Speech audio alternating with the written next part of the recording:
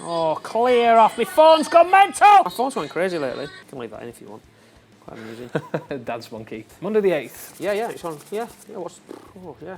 In the freezing cold unit, and we're bringing the news. All right, that's what we do.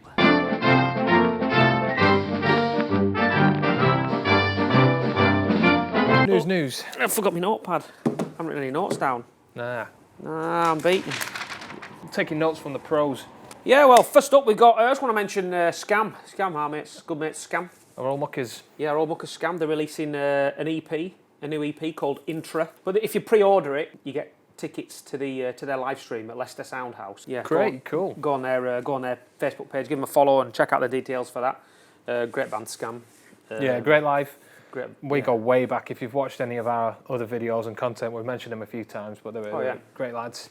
Always putting out great stuff. I had a rumour. Our roving reporter, Ian Horrobin, out on the streets of Sunderland, I don't know if this news came from Sunderland, I doubt it, sent me a link about the fact that Rob Alford might be joining Heaven and Hell to make another album. Word on the street, Barry, lad. On the streets of Sunderland, the word going round is Rob Alford might be joining Heaven and Hell for another album. Well, that's a perfect match, isn't it? That'd be great. What did you say that you saw? Did you say you saw him sing? I'm fairly certain. I remember reading Tony Iommi's book, and I think it was when they were. It was the second era of. It was Black Sabbath then. It wasn't Heaven and Hell when Dio rejoined Black Sabbath in the early '90s, and they did that Dehumanizer album. Oh yeah. The one with I on it. It's about the only good song, I think. It's not a great album. But during that tour, I think it was during this tour, and I'm pretty sure they'd had a fallout with Dio. Dio got on a plane, buggered off, and they were in South America at a festival, and they needed to get someone to stand in, and Rob Alford stood in and sang a Sabbath set. I'll do it. Yeah. Amazing. I'll do it, town. Were they there anyway? Do you know? I don't know. I'm not. Fair play, like. I mean, imagine Heaven and Hell will have been headlining. I know he did it. I know that happened, but the circumstances surrounding the event, I'm not 100% certain on. But I know Halford has sang for Black Sabbath. That would have been amazing to see that. Yeah, it'd be amazing. Yeah, have a more perfect fit, can you? More pedigree, more. He's Mr. Metal, isn't he? Yeah, he's Mr. Productive, Mr. He's just the main man. He never stops, does he? To fill the shoes of Ronnie James Dio. Size 3s. There's not many that could. There's not many that could do that. He's gonna have a job. He's massive, isn't he? I know. So there we go. Yeah, I'd love to see that. Yeah, that'll be great. I look forward to that. That'll be good. Gene Simmons has been at it again. Oh, has he? We're old mate Gene. He's a fan of the show. He's been coming out with inflammatory statements. Rocky's dead. All so that. We'll talk about him. All that kind of shoveling fuel on the fire. But he comes out with these statements that, whether they're true or not, it's like, why are you even saying them? You know, you don't need to say it. But he's been at it again. And in a recent interview with a New York radio station, he blamed young fans, basically. He said that rock and roll's dead, and it's because of young fans. He blamed their... Because of young fans. ...tendency to like things like Spotify and streaming. It's sort of... Whether that's true or not, again, it's just like... What are you aiming to say? What are you aiming to gain? Really, their fault, is it? This kind of stuff.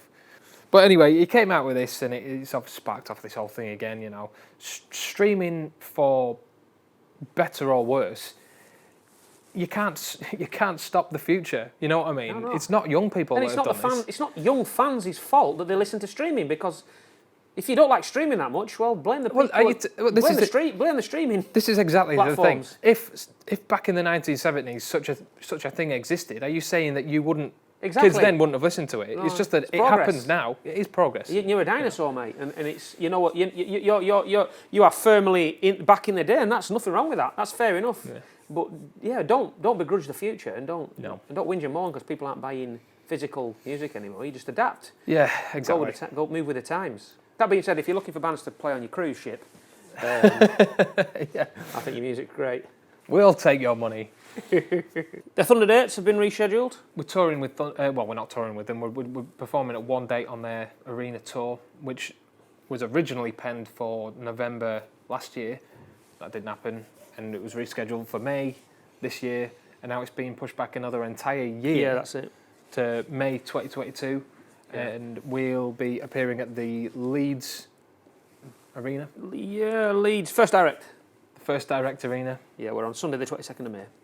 There's us. I mean, it's great. I mean, they've got Ugly Kid Joe as the main support on every night, and then they've got us, Crows, Mason Hill, Chris Barris, Piston, I think, are the 5, aren't they? Supporting it.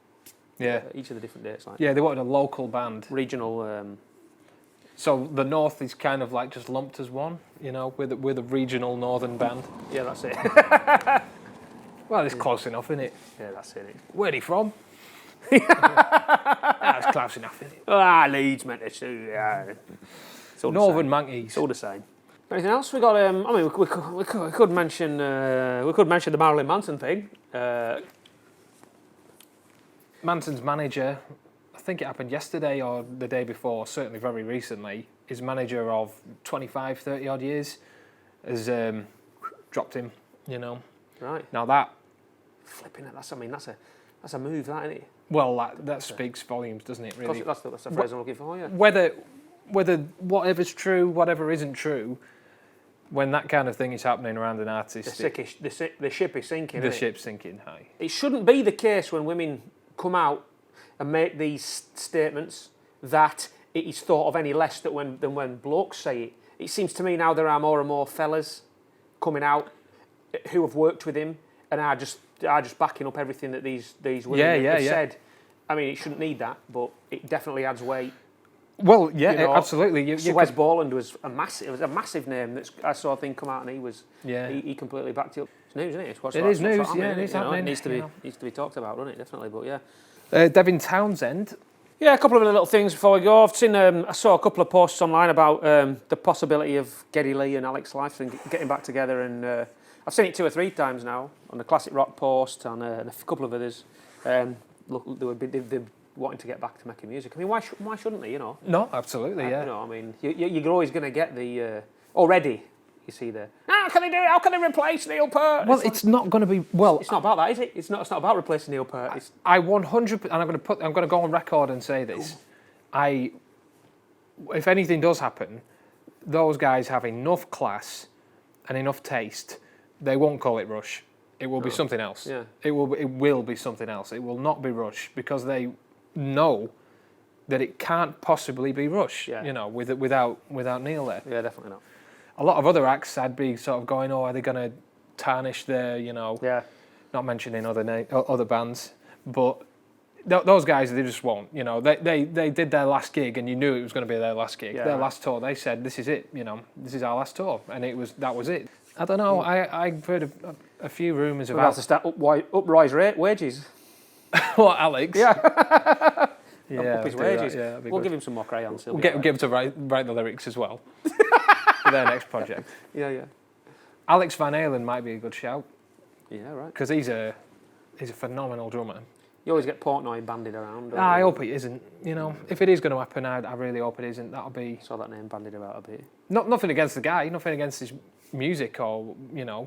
Obviously, he's a fantastic drummer, but it's just too similar, you know. It's too much in the same vein. Yeah, right. I'd like to see something new if it was going to happen. Definitely. Whatever happens, that'll be cool. And as an avid Rush fan, completely doesn't bother me. That'll be ace. Cool. Anything else I want to mention was Those Damn Crows' new track, Sick of Me, new single out, which is great. Video on track are both great. It's for their really deluxe. Is it called the ultimate version of Point of No Return? That's it. Yeah. It's got it's a white cover. That's isn't it? Yeah, it's a great track as well and a great video. And they've got a beer out as well. Send the NEIPA. Send the NEIPA. NEIPA, yeah, very clever. Where's it? Quite a hefty beer, isn't it? Yeah, it sounds right up my street, really. 5.7. Nice. Yeah, definitely. There we go then. There's your news for this week. Yeah. I'm sorry, Gene. I don't hate you really. I think you're all right. He's not watching. He's at the wig shop. He's at the wig shop. He's probably at the bank. Counting his money. Yeah. Oh, look at my money.